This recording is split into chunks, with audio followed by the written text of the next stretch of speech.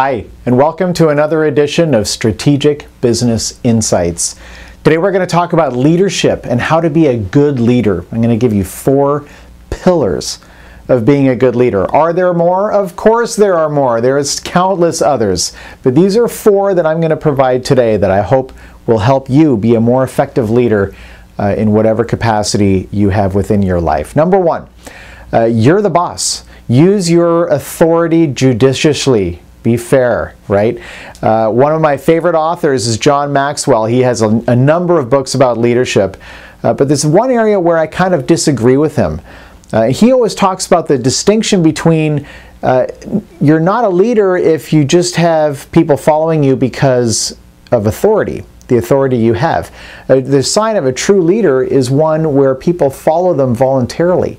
People want to follow them. Now, I agree with that for sure.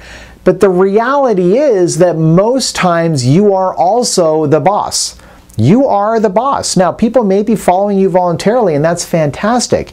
But at the same time, you are the boss in that situation. Let's say at work, okay? You've got authority over those people. You need to use that power in a fair, judicial way.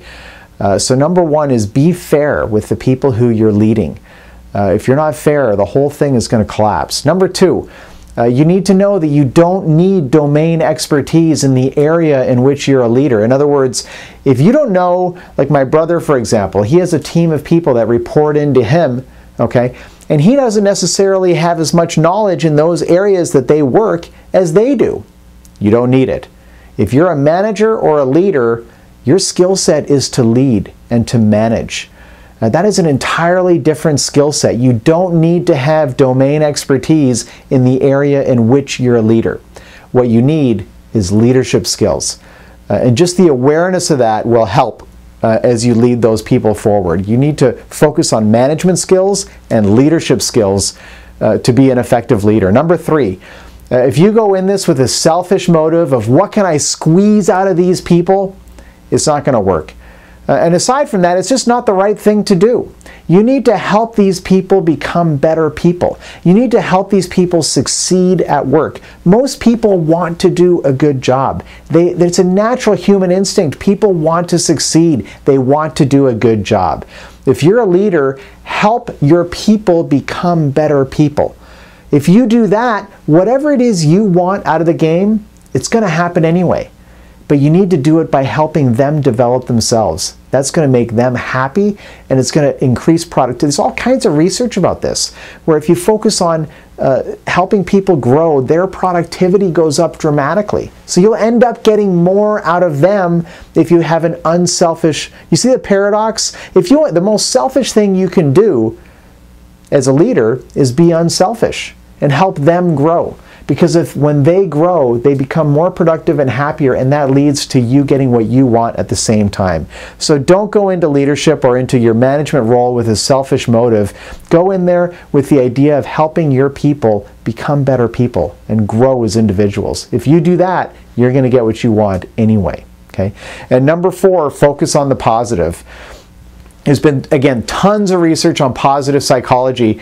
One of the things they found is something called the lazada line. The lazada line, which is, it's like 2.9 something to 1. It's a ratio, okay?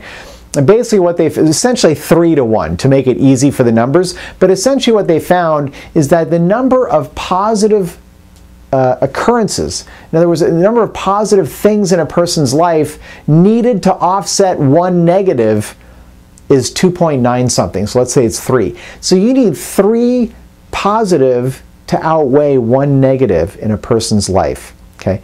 So what they've done in one particular study that I read about is they looked at companies above the lazada line. So in other words, companies that focus on having at least 3 to 1 positive focus or interactions relative to negative. Of course, most companies are the inverse of that. They have like 3 to 1 negative. People are always focusing on the problem. This is what you did wrong. This is what needs to improve, okay? But companies that focus on the positive, here's what you did right. Here's how we can do it better.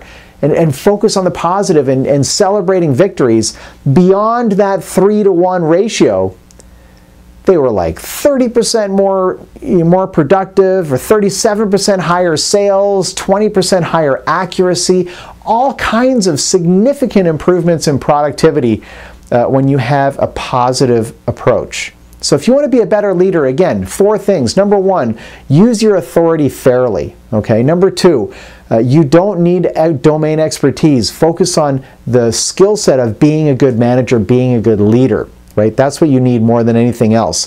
Number 3, don't go into this with a selfish motive. Help your people grow as individuals. And number 4, focus on the positive. If you focus on the positive, everyone's going to be happier. You're going to have higher productivity and lower turnover at the same time. I hope this helps. My name is Patrick, reminding you, as always, to think bigger about your business. Think bigger about your life.